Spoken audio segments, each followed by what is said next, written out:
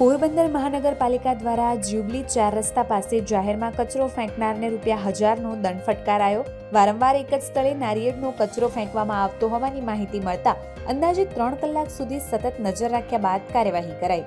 પોરબંદર શહેરને સ્વચ્છ અને સ્વસ્થ રાખવાના હેતુસર મહાનગરપાલિકા દ્વારા વિવિધ વિસ્તારોમાં સ્વચ્છતા અભિયાન સાથે સતત મોનિટરિંગ કરવામાં આવી રહ્યું છે।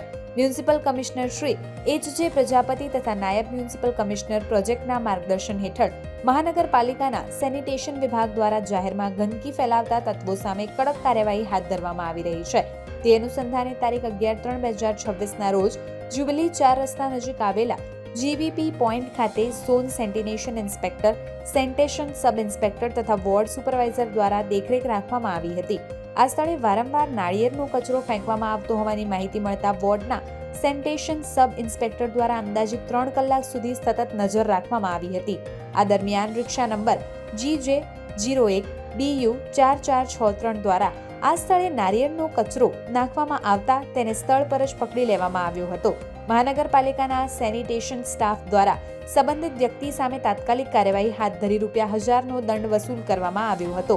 ઉપરાંત તેના દ્વારા ફેંકવામાં આવેલા કચરામાં ફરીથી રિક્ષામાં જ ભરી લેવામાં આવ્યો હતો।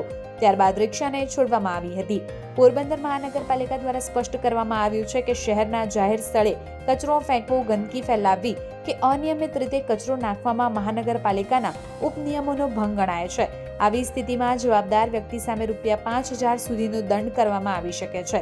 પોરબંદર મહાનગરપાલિકા દ્વારા શહેરને સ્વચ્છ રાખવા માટે સતત મોનિટરિંગ અને ચેકિંગ હાથ ધરવામાં આવી રહ્યું છે।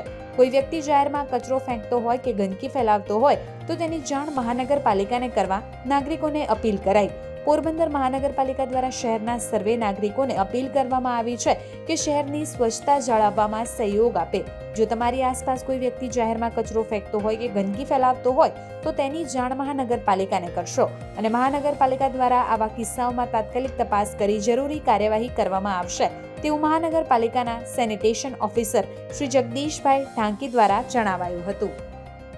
રોજ નવા અપડેટ્સ જોવા માટે અમારા પેજને ફોલો કરવાનું ભૂલશો નહીં।